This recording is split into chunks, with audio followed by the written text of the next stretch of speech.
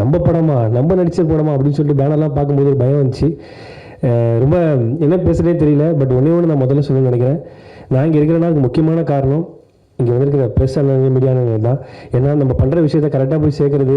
For example ஒரு சின்ன ஒரு இன்டர்வியூவாக இருக்கட்டும், நிறைய விஷயங்களாக இருக்கட்டும், எல்லாத்தையும் என்னை பற்றி பாசிட்டிவாக இருந்த விஷயங்கள் தான் என்னை கொண்டு வந்து நிப்பாட்டிருக்கேன் நம்புகிறேன். அப்புறம் தமிழ்நாட்டு மக்களுக்கு ரொம்ப ரொம்ப நன்றி. அனைவருக்கும் பாதம் தொட்டு நன்றிகள். கவிதாக்கா ரொம்ப ரொம்ப நன்றிங்க. அவங்க வார்த்தைகளுக்கு என்ன சொல்கிறேனே தெரியல. உண்மையிலே ப்ரெஸ் மீட்டிங் பிரியா மோகன்னே சொல்லலாம். அக்காவை பற்றி நிறைய நான் அப்படி தான் சொல்லுவேன் அக்கா கிட்டே. ஆமாம், உண்மையிலே நிறைய சொல்லுவேன். ஏன்னா அவங்க அந்த அக்கா கூட நான் ஹோஸ்ட் பண்ணியிருக்கிறேன், எனக்கு தெரியும். அவங்க அக்காவோட மனசு வந்து ரொம்ப ரொம்ப வெள்ளை. ரொம்ப நன்றிக்கா, தேங்க்யூ. காந்தி கண்ணாடி எல்லாருமே சொல்லிட்டாங்க. பட் என் பாயிண்ட் ஆஃப் வியூவில் நான் வந்து சில விஷயங்கள் சொல்லணும்னு நினைக்கிறேன். இந்த படம் வந்து எனக்கு எப்படின்னா, வேடிக்கை பார்த்தவனுக்கு வேர்ல்டு கப் கொடுத்த மாதிரி தான் எனக்கு இந்த படம். ஏன்னா நான் வந்து இப்படிலாம் படம் பண்ணுவேன்று கனவுல கூட நினச்சி பார்த்துருக்க மாட்டேன்னு சொல்லுவாங்க. அந்த கனவுல கூட இப்படி நடக்காதுன்ற விஷயம், அதெல்லாம் தாண்ட ஒரு விஷயம் இருந்தால் இந்த காந்தி கண்ணாடி எனக்கு அமைஞ்சதுன்னு நான் சொல்லுவேன். ஏன்னா முதல்ல எந்த ஒரு இதுவுமே இல்லாமல் காரைக்கால் அப்படிங்கிற ஒரு ஊரில் தான் நான் பிறந்த வளர்ந்தேன். அதெல்லாம் தாண்டி ஒருத்தர் கொடுத்த நம்பிக்கையில் தான் என்னால் இங்கே நிற்க முடியுது. எப்படி எங்கள் அப்பா அம்மாவுக்கு வந்து நன்றி சொல்லணும், அதே மாதிரி எந்த ஒரு இதுவுமே இல்லாமல் இங்கே நான் நிற்கிறேன், இப்படி நான் அவங்கள்ட்ட பேசுகிறேன். காரைக்கால் பாலா டு காந்தி கண்ணாடி பாலாவுக்கு முக்கியமான காரணம் அமுதவாணன் தான். அவர் தான் எல்லாமே. நமக்கு வந்து ஓப்பனிங்லேருந்து இப்போ வரைக்கும் இந்த பாலா வந்து இப்படி பேசுகிறான், எல்லாமே பண்ணுறான் அப்படின்னா அது அவர் தான் காரணம். யார் என்னன்னு தெரியாத ஒரு பையனை வந்து இப்போ நிறையா சொல்கிறாங்க. இந்த மனித மதம் பற்றிலாம் பேசும்போது யார் என்னன்னு தெரியாத பையனை அந்த அன்பை மட்டும் வச்சு ஒருத்தனை வந்து நம்ம பார்த்துக்கணும், நல்லா வரணும்னு நினைக்கிறதுல அவர் தான் எனக்கு ஃபஸ்ட்டு. ஸோ அவர் தான் வந்து எந்த எதிர்பார்ப்பும் இல்லாமல் எடுத்து கிட்டத்தட்ட ஒரு 11-12 வருஷமாக நான் அண்ணன் கூட தான் இருக்கிறேன். ஸோ அவர் இல்லைன்னா நான் இல்லைங்க. ஸோ அவருக்கு ஃபர்ஸ்ட் ஆஃப் ஆல் நன்றிங்க, ரொம்ப நன்றி. நன்றி தாண்டி எவ்வளோ வார்த்தைன்னு சொல்லலாம். அப்புறம் அண்ணனுடைய மனைவி ராஜேஸ்வரி அக்காவுக்கும் நன்றி சொல்லிகிட்டே இருக்கலாம். அதெல்லாம் தாண்டி அப்புறம் கலக்கப்பூஜையில் பண்ணோம். ஸோ கொஞ்சம் கொஞ்சமாக வந்தோம். அதெல்லாம் தாண்டி நிறைய ரிஜெக்ஷன்ஸ்லாம் வந்திருக்கு, எல்லாருக்குமே வரது தான். அப்புறம் விஜய் டிவியில் பண்ணதுக்கப்புறம் நிறைய படங்கள் நான் நடிச்சிருக்கிறேன். கிட்டத்தட்ட ஒரு 18-19 படங்கள் நடிச்சிருக்கிறேன். அந்த படங்கள் வந்து நடிப்பேன். பட்டு அது ஒரு 11-12 படங்கள் வந்து நடிச்சிருப்பேன், படத்தில் வந்திருக்காது. அப்போ எங்களும் ஒரு கேள்வி இருக்கும், என்ன நம்ம இது ஐயோ என்ன நடிக்கிறோம் எதுவுமே வரலன்னா, அப்போ வந்து இல்லைப்பா ஒரு காமெடி ஆர்டிஸ்ட் கொஞ்சம் ஃபேஸ் வேல்யூவாக இருக்காங்க, அவங்க வந்து போர்ஷன் வச்சுக்கலாம், ஸோ இது அது கொஞ்சம் எடிட்டில் தூக்கிடுறாங்க அப்படிங்கிற மாதிரி சொல்லுவாங்க. அவங்க பண்ணது கரெக்டு தான், அவங்களும் தப்பு சொல்ல மாட்டேன். ஸோ அப்போ நிறைய யோசிப்பேன், டைட்டில் கார்டில் நம்ம பேர் இருக்கோம், ஆனால் படத்தில் நம்ம இருக்க மாட்டோமே அப்படின்னு சொல்லி நிறைய யோசிச்சிருக்கேன், நிறைய ஃபீல் பண்ணியிருக்கேன். அப்போ வந்து ரொம்ப யோசிப்பேன். அப்போ நானும் ஷெரீஃப் அண்ணனும் ஒரு படம் வந்து ஒர்க் பண்ணோம். அவர் வந்து அந்த படத்தில் கோ டைரக்டராக இருந்தார், நான் வந்து ஒரு சைட் ஆர்டிஸ்ட்டாக இருந்தேன். அப்போ வந்து நிறைய நாங்கள் பேசுவோம். அப்போ வந்து ரணம்லாம் பண்ணலை, ஒரு 7-8 வருஷத்துக்கு முன்னாடி இருக்குன்னு நினைக்கிறேன். அப்போ பேசும்போது என்னடா பண்ணுறேன் அப்படின்னு எப்படி இப்போ தான் விஜய் டிவியில் ஷூட்டிங் முடிச்சுட்டு வந்தேன், அதை நான் அப்படியே சரி வாடான்னு பேசிகிட்டு இருப்போம். பேசிகிட்டு இருக்கும்போது ஒரு நாள் என்ன ஆகிட்டு, நான் பைக்கில் தான் வருவேன், நீங்கள் மழை வந்துச்சுன்னு சொல்லிட்டு பைக்கில் வரல, கேபில் வந்தேன் ஷூட்டிங்கு. கேபில் வந்துட்டு போகும்போது கேப் வரல, போட்டேன் வரல, எங்கண்ணே என்னை கிண்டியாண்டை விட்டுருந்தேன், நான் இங்கேருந்து போயிடுறேன் கேப் போட்டு அப்படின்னு சொல்லும்போது, கிண்டியாண்டை வந்து லீமெரிடின் ஹோட்டல் வசதி இருக்க பிளாட்ஃபார்மில் உட்காந்து 2 பேர் டீ குடிச்சிட்டு பேசிகிட்டு இருந்தோம். அப்போ லைட்டாக மழை தூவினே இருக்குது, உட்காந்து பேசிகிட்டே இருக்கோம். பேசியிருக்கேன், என்னடா பண்ண போகிறேன் அடுத்து அப்படின்னு தெரிலண்ணே, விஜய் டிவியில் தான் பண்ணிகிட்ருக்கேன், ஸோ சினிமா என்ன பண்ண போகிறேன், எங்கண்ணே சைட் ஆர்டிஸ்ட்கே கூப்பிட மாட்டாங்க என்னண்ணே அப்படின்னு சொல்லும்போது அவர் சொன்னார், அதான்டா நானும் கதை எழுதிட்டு இருக்கேன், சரி இப்போ நீ டேரக்ட் பண்ண எனக்கு ஒரு காமெடியன் கேரக்டர் தெரியா அப்படின்னு சொல்லி தான் நான் அவர்கிட்ட கேட்க ஆரம்பித்தேன். ஆமாம் அப்படி தான் கேட்டேன் அவர்கிட்ட சீரியஸாக, டேரக்டர் பண்ண எனக்கு ஒரு காமெடி நோல் தெரியா, ஒரு 5 சீன் 6 சீன் ஹீரோ கூட ட்ராவல் ஆகிற மாதிரி சூப்பரான ஒரு சீனு, அவர் ஹீரோ கிட்ட லவ் சேர்த்து வைக்கிறது, இந்த மாதிரி ஏதாவது இருந்தால் சொல்ல, நான் கண்டிப்பாக எனக்கு கொஞ்சம் ரெஃபர் பண்ணலன்னு சொன்னேன். சரிடான்னு சொன்னார். ஸோ அதுக்கப்புறம் நான் எனக்கு தெரிஞ்ச ப்ரொடியூசர்லாம் சும்மா பார்ப்பாங்க பேசுவாங்க, அவங்கள்ட்டலாம் சொன்னேன், நீ கதை சொல்லுங்க அப்படின்னு சொல்லி அவரும் ஒரு ப்ரொடக்ஷனில் போயிட்டு கமிட் ஆகி கதைலாம் சொன்னார். சொல்லும்போது அந்த ஹீரோ ஃப்ரெண்டு கேரக்டர் வந்து என்னை புஷ் பண்ணி பேசும்போது ஓகேன்ட்டாங்க. பட் அங்கே ப்ரொடக்ஷனில் இருக்க சிலர் வந்து என்ன சொன்னாங்கன்னா, அவங்க கேட்டது நான் என்ன தப்புன்னு சொல்ல மாட்டேன், கொஞ்சம் இன்னும் இப்படி இந்த பையனா இவன் இப்படி இருக்கான், இவன் இப்படி ஹீரோ ஃப்ரெண்டாக கொஞ்சம் ஃபேஸ் வேல்யூவாக போகலாமே அப்படின்ற மாதிரி சொன்னாங்க. நிறம் அதான் அந்த இது நிறம் மாதிரி இருக்கான் இந்த பையன், இப்படி ஹீரோ கொஞ்சம் அழகாக இருக்கார், கூட இருக்க கொஞ்சம் அழகாவது போடலாங்க, கொஞ்சம் ஃபேஸ் வேல்யூவான ஆட்கள் போடலான்னு சொன்னேன். அந்த வாய்ப்பு எனக்கு போயிடுச்சு. ஸோ அப்புறம் வந்து அவருக்கும் அந்த படம் நடக்காமல் அடுத்து தான் ரணம் நடந்துச்சு. அதெல்லாம் தாண்டி ரணம்லாம் பண்ணதுக்கப்புறம் ஒரு நாள் திடீர்னு அதே மாதிரி தான் எனக்கு ஃபோன் பண்ணார். ஃபோன் பண்ணிருக்கும்போது இந்த மாதிரி ஒரு +2 குழந்தைக்கு ஃபீஸ் கட்டணும்னு சொல்லி தான் பேச ஆரம்பித்தோம். பேச ஆரம்பிக்கும் போது தான் ரணம் பார்த்தேன், ரொம்ப சூப்பராக இருந்துச்சு, செம்மையாக இருந்துச்சு, என்னடா பண்ணுறேன் அப்படின்னு. இல்லைண்ணா நான் அப்படியே ஷோஸு அப்படி தான் பண்ணிருக்கேன் அப்படின்னு சொன்னேன். படம் பண்ணுறேடா, இல்லைண்ணா எங்கண்ணா அப்படியே சும்மா பண்ணணும்னு ஆசை தான், யாருன்னா வாய்ப்பு கொடுப்பா அப்படின்னு சொல்லி தான் சொல்லும்போது, அப்படியா சரி நான் உனக்கு ஒரு கதை சொல்லுவா அப்படின்னாரு. இது என்ன கேரக்டர் அப்படின்னு கேட்டேன். என்ன கேரக்டரா, இல்லைடா இது ஹீரோவா பண்ணலாம்டா, ஹீரோவாவா நீலாம் என்னை ஹீரோ வச்சு படம் பண்ணுவேன்னு நான் ஃபஸ்ட்டு கேட்டேன். நீ ஆல்ரெடி படம் பண்ணி சூப்பராக சக்ஸஸ்ஃபுல்லான படம் போயிடுச்சு, ஸோ அதுக்கப்புறம் என்னை வச்சு நீ எப்படி படம் பண்ணணும்னு கேட்டேன். இல்லைடா நான் சொல்கிறவா அப்படின்னோடனே நான் அப்புறம் யோசிச்சுக்கிட்டே இருந்தேன். கட் பண்ணால் ஒரு ஷோவில் வந்து லாரன்ஸ் அண்ணா உனக்கு என்ன ஆசை அப்படின்னு சொல்லி கேட்டார்.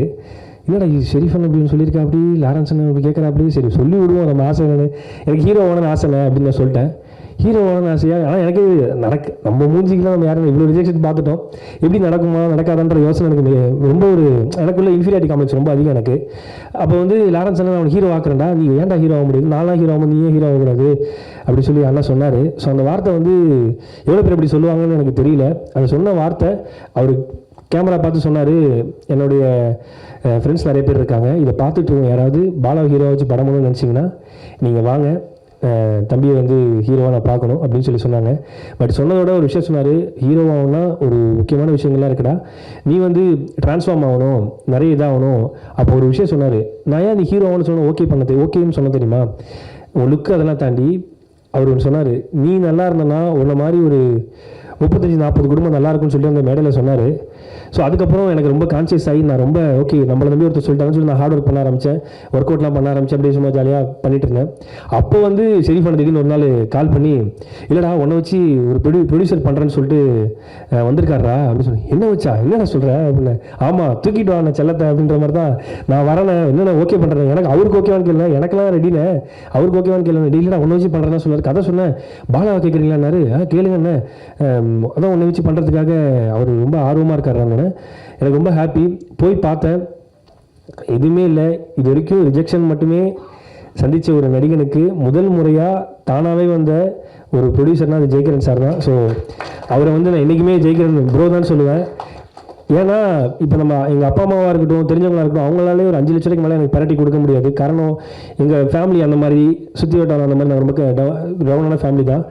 பட் அந்த டைம்லையும் நம்மளை நம்பி கோடிக்கணக்கில் காசு போடுறாங்க அப்படின்னா அவங்களுக்கு எவ்வளோ நன்றி சொன்னாலும் பத்தாது. ரொம்ப நன்றி bro, thank you so much bro, thanks a lot. ஏன்னா எந்த எதிர்பார்ப்புமே இல்லாமல் சில பேர் வருவாங்களா, அதில் முதல் பிரதர் வந்து ஜெய்கிரன் பிரதர் தான். ஸோ அதுக்கப்புறம் நானும் ஷெரீஃபனும் நிறைய பேசுவோம், எல்லாம் பண்ணுவோம். ஆனால் கதை கேட்டு முடிச்சோன்னே இந்த காந்தின்ற கேரக்டர் வந்து சூப்பராக இருக்குண்ணே அப்படின்னு சொல்லும்போது, ஆமாண்டா செம்மையாக இருக்குது. ஆக்சுவலாக ஃபஸ்ட்டு நரேஷன் கேட்கும்போது அந்த காந்தின்ற கேரக்டர் ரொம்ப பவர்ஃபுல்லாக இருந்துச்சு, சூப்பராக இருந்துச்சு. அதுக்கு யார் பண்ணலான்னு பேசும்போது நான் சொன்னேன், பாலாஜி சார் கேளுங்கண்ணே, ஆனால் அவர் இந்த மாதிரி நம்ம நான் ஹீரோவாக நடிக்கிறனால படத்துலாம் எப்படி பண்ணுவார், கதை நல்லா இருக்குது கேளுங்க, ஸோ ரொம்ப வந்தாருன்னா அந்த படமே ரொம்ப பெருசாகிடுங்க அப்படின்னு சொன்னேன். சரின்னு சொல்லிட்டு போய் கதை சொன்னாங்க. கேமராமேன் பாலாஜி ப்ரோவும் ஷெரீஃபனும் போய் கதை சொன்னாங்க. அந்த கதையை கேட்டுட்டு சார் வந்து நான் பண்ணுறேன், யார் ஹீரோன்னு கேட்டோன்னா, ஆஹா அடுத்த செக் வைக்கிறாங்களே, ஹீரோன்னு கேட்டால் என் பேர் சொன்னால் பண்ண மாட்டாங்களே அப்படின்னு யோசித்தேன். பட் பாலா அப்படின்னோடனே டபுள் ஓகே, கதை சூப்பராக இருக்குது பாலான்னு சொன்னோன்னே. ஏன்னா சார்லாம் ஒரு மிகப்பெரிய லெஜெண்டு, அவங்க பார்க்காத உயரம் இல்லை, அவங்க டைரக்ட் பண்ணாத படங்கள் கிடையாது, ஒர்க் பண்ணாத படங்கள் கிடையாது.